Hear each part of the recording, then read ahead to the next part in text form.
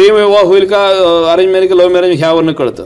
संतती त्या मुलाला होणार आहे का नाही, मुलगा नपुसक आहे का, त्याबरोबर संतती चांगली होईल का, व्यंग संतती, हे या पॉईंटवरूनच इथून कळतं संततीचं स्थान मजबूत आहे की नाही आहे. समजा मुलीच्या पत्रिकेत संतती स्थान वीक असेल तर तुम्हाला मुलगा निवडताना कसं बघायला पाहिजे, हे संतती स्थान स्ट्रॉंग असलं मुलगा निवडला पाहिजे. संतती ह्या मुलाची नोकरी चांगली टिकेल का, नोकरीत प्रमोशन होईल का, नोकरीवरून काढून टाकतील का, हे सगळं यावरून कळतं.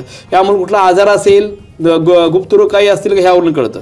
पती पत्नी मेन म्हणजे लग्न झाल्यानंतर वैवाहिक जीवनात सुख या मुलाला आहे का नाही, हे या पॉईंटवरून कळतं. डायव्होर्स होणार आहे का, किंवा वादविवाद होणार आहेत का, भांडण होणार आहे का, कोर्ट मॅटर होणार आहे का, किंवा त्याचबरोबर भागीदारीमध्ये काय प्रॉब्लेम येणार आहे का, कोर्ट मॅटर होणार आहे का, कैद होणार आहे का, हे सगळं यावरून कळतं. मृत्यू, या मुलाचा मृत्यूचा आयुष्य चांगलं आहे की नाही, अशा प्रकारचा मृत्यू होऊ शकतो यावरून कळतं. अचानक धनला लॉटरी बिटरी आपण होतो, कोण म्हणे करोडपती इकडे तिकडे बघतो, ह्या लोकांची लॉटरी लागते किंवा खूप मोठ्या प्रमाणावर हे अचानक धनलाभाचं स्थान.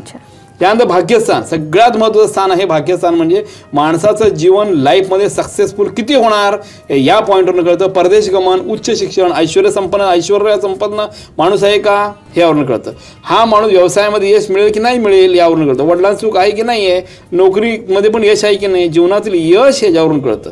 लाभ म्हणजे ज्या मित्र परिवार किंवा नातेवाईकांच्या राहतो ती लोक याला मदत करतील का, किंवा फक्त उपयोग करून घेतील आणि नंतर टाकून देतील, हे या स्थानावरून कळतं.